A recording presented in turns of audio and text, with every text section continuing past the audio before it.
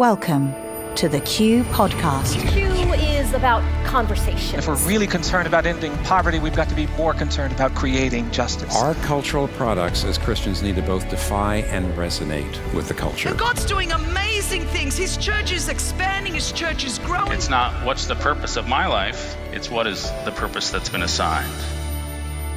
Stay curious, think well, advance good. This is Q.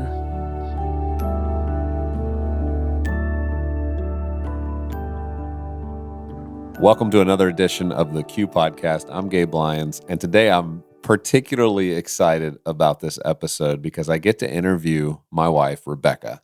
Many of you have heard Rebekah maybe speak or you've read some of her books, but today's a really special day because today launches her latest project called Rhythms of Renewal, Trading Stress and Anxiety for a Life of Peace and Purpose. Now, this has been a project that we really collectively have been working on for years because it's not just about a book or a message, but it's about living a life in rhythm that helps keep stress and anxiety at bay and actually keeps you on a track where you're healthy. You have things to offer to the world. We know that 77% of the visits to our ERs, to doctor's offices, that you can track it back to some form of stress that's helped create that problem. And so we as a society are dealing with this at epic levels. What's amazing about Rebekah's story is just how God's used it to help people gain freedom over this, to know how to overcome these things.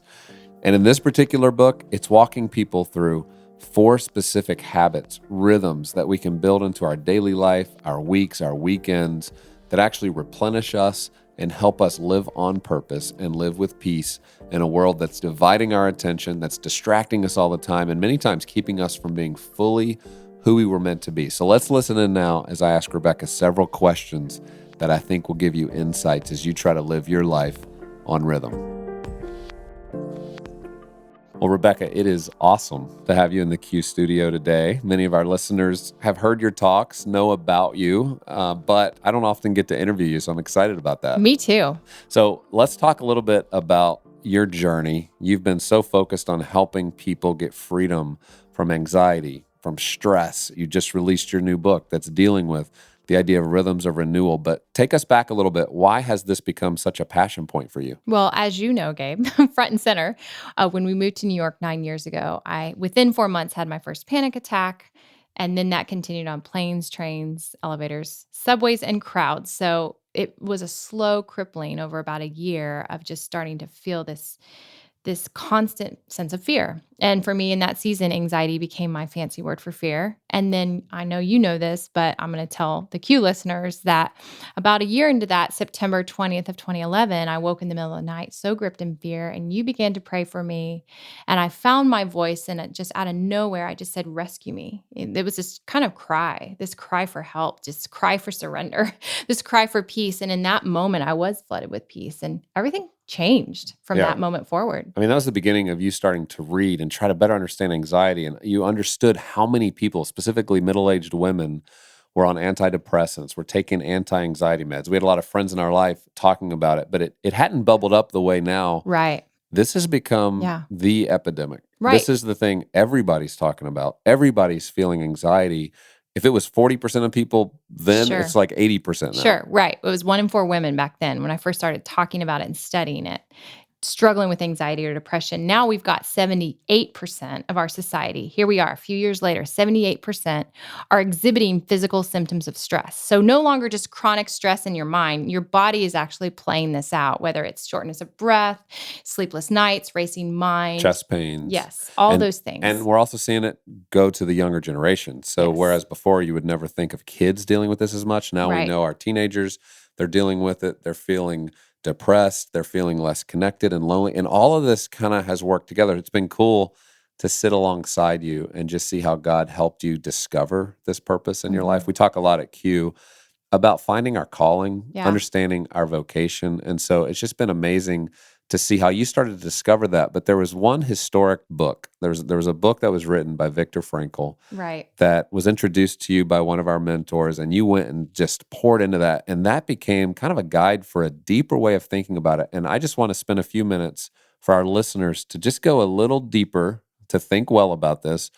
Why do you think anxiety exists based on what you've learned and better understood about the way the human mind works? So, studying Viktor Frankl, when he wrote Man's Search for Meaning, the premise of his thinking in logotherapy. So, unlike his predecessor, Freud, who believed we were made for pleasure, or Adler, who said we were made for power, Frankl was a Jewish man who borrowed from his faith and said, no, that's not true. We're made for meaning. He's a Holocaust survivor. He survived 4 camps in 3 years.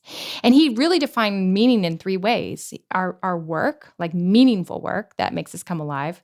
Love, the ability to give and receive unconditional love. And finally, bravery and suffering. And he had to actually live that as he survived these concentration camps and even had to feed his father morphine in the final days in one of the camps. So that work really shaped me because the premise of his ideas was that the root of anxiety is unfulfilled responsibility. Okay, hang on right there. So this to me was the gold that you started to discover many years ago, and you've spent a lot of your energy trying to help people understand what that might look like, especially in women's lives. We know it relates to both women and men, but this conversation wasn't happening as much for women a decade ago. Right. I don't know if you remember, but the first thing I ever wrote coming into that healing journey was an article for Q, and it was called Why Are Women Fading? And it was this idea that we all kind of marched off to college, with so much ambition and dreams. And then 2 decades later, buried under responsibilities and weight and busyness, we had lost some sense of who we are, what we were made to do, what we are passionate about, where our callings begin, where our burdens lie. Yeah, and that set off just incredible conversations. We started something called Women in Calling, Q Women. Yeah. We just said, we've got to go after this. And now, many, many years later, tons of talks. There's just, this conversation has just exploded, especially within the church. But I think we're seeing it society-wide where women are feeling empowered to pursue the things they're called to do. And I know in our own relationship, it was a bit of an epiphany for me, just how much energy we needed to turn towards you having space and time and margin to pursue this for yourself. And I remember you going and doing a life planning retreat and starting to really work through this in your own life, which is really the beginnings of the story to where now, many years later, you've written 3 books on this. You speak a lot to a lot of people about this particular message. And it's just been great to see how God's used your voice in this conversation. It just matters so much to me. I remember reading at the end of Frankl's book where he says, my meaning in life is to help others find theirs. And I almost cried. I'll never forget where I was when I read it, because I think that's the crux, is that if this freedom that Paul talks about in Galatians is not for ourselves, but it's to serve one another in love, that's how freedom grows. And I believe that meaning and purpose, passion, is contagious. And when you see people waken to that, they start to know their birthright gifts, like Parker Palmer talks about in Let Your Life Speak. He says we all come into this world with birthright gifts, but early on we abandon them or others disabuse them. But if we are aware and awake and able to admit our loss, we spend those second half of our lives recovering the gifts we've always possessed. That's what we're finding. That's what people are doing. People in their 30s, 40s, whatever, it's never too late to reestablish what you want your life to be about. And so we're watching people, you and I together. This is so fun, through Q, through my work, through your work, through everything we do together, is to watch people waken to the calling that is where their talents and their burdens collide, and see just something shift for them. Yeah, and part of what Viktor Frankl talks about is this existential crisis, right? And an existential crisis is essentially when there's that moment an individual questions that life doesn't have meaning, there is no more purpose, I don't know that there's value. And we're seeing a lot of people start to have that crisis, but he kind of pointed to 2 specific causes for that type of crisis. Yeah, he says that roots out of a society of affluence and boredom. Wow. So isn't that so cool? Wealth and a lot of time on your hands. Yeah, that clear. And that's America, right? Right. Affluent, bored, just distracting ourselves with everything from entertainment to video games to our phones to social media.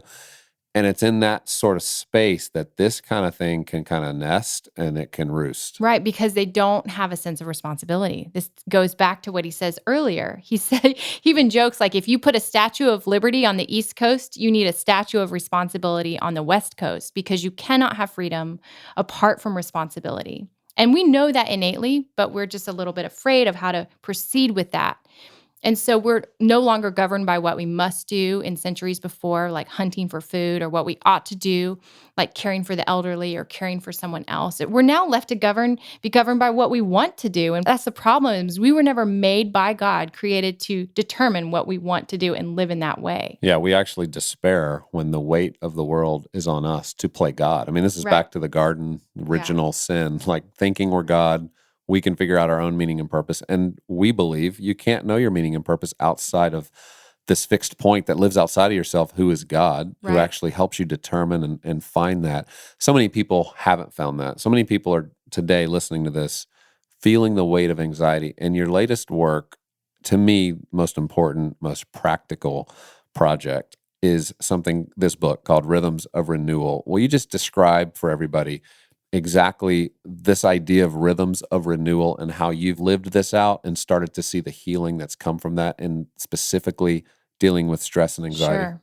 So the subtitle is Trading Stress and Anxiety for a Life of Peace and Purpose, because my goal was not just to get free, but live free. What is a sustained journey of spiritual and emotional and physical and relational health look like? And so that's what this book outlines. There's 2 input rhythms that are rest and restore, 2 output rhythms that are connect and create, knowing that every single one of those rhythms is connected to a health that we need in our life. Yeah, and so this is so practical. There's 4 rhythms, and when you start to incorporate these rhythms into your daily life, your weekly life, monthly, throughout the year, that you're actually building in time to, like you said, rest and restore, connect and create. That when those things are operating in a healthy way, your anxiety and stress starts to fade. It starts to go a little bit to the backdrop of your life versus being the first thing you're waking up feeling, because your life starts to have more intention. I would imagine the Q audience is largely connect and create. You guys are ambitious, you're going after things, you're running hard and fast. But what I'm learning for Gabe and I, and for many of our peers, is that over a long season of that, you cannot give what you haven't received. And so we start to burn out. And so rest and restore is so foundational, which is why I started the book with those 2 rhythms, because we've got to feel permission to rest. We've got to be reminded by God that He's not casual about rest. It's not optional. He actually, after He creates, He rests, and then He blesses that same day. So I believe that rest precedes blessing, and we don't run to earn rest. We run fueled by a posture of rest. Yeah, and there's so many talks that have taken place over the 13 years since we started the Q conference together that deal with a lot of these rhythms. I think of Andy Crouch's talks on technology and how do we manage technology. You have a chapter in your new book on taking a tech detox. You talk about your sleep patterns. We talk about morning routines. And I mean, this morning we went for a walk at 6:15 a.m. We take Right. an hour-long walk the mornings that we can. And then we took time to just talk and to reflect and to pray together. And those are the types of rhythms that aren't always easy to figure out if you're not planning ahead. But if you plan ahead, like we had that walk on the calendar. Yeah. I mean, it's kind of sad. Yeah. Like we have to plan a walk. But because of how busy life is, we plan for these things because we know how incredibly important this is to our own mental health. Rest and restore are the first things to go. They're the first things to get pushed to the side. And we think our body can keep up, but it can't, because the whole point of rhythms is they're a boundary that God established when He created the world. He created everything in rhythm: nature, constellations, waves on a shore, days, weeks, months, seasons. Everything's in rhythm. And then humanity was created in rhythm: heartbeat, pulse, breathing. All of that is so that we live within this framework of rhythm. And when we get outside of the bounds of rhythm, our bodies pay the price, our minds pay the price, our sleep pays the price, and our relationships, ultimately our work, pays the price. And maybe that's when it gets our attention. When our work starts to suffer and we're feeling like we don't have the energy we used to have to go run hard and fast after what we used to love, we need to come back to rest and restore. Well, tell everybody listening that's part of Q and hears you at Q, but maybe doesn't understand this whole other side of your work, how they can find more about your work. Sure. Well, it's just my name, RebekahLyons.com. And then these 3 books, this is, I hope, maybe the end of my trilogy on anxiety. But the goal with this book in particular is that over the last several years of teaching about walking free and living free from this physical and mental just hardship that we face, was like, give me some practical tools, practical steps. And so this work is science. There's a lot of research in it. Gabe made very sure of that. And I'm so grateful for it, because I think science and faith coincide beautifully. So you can find the book there at RebekahLyons.com, or also all these free resources like 10 tips for mental health, 30 verses for anxiety, video series on rest, all this free stuff, RebekahLyons.com/free. Yeah, over the years, you've created so many great resources that people are taking advantage of in small groups and conversations. And so as your husband, incredibly proud, as kind of a partner with you, though, in trying to do this kind of work together that's meaningful, that we believe is advancing truth in a time where this is so important. That's just been fun, and I've enjoyed it, and I'm excited to see where the next season of this all goes. Me too.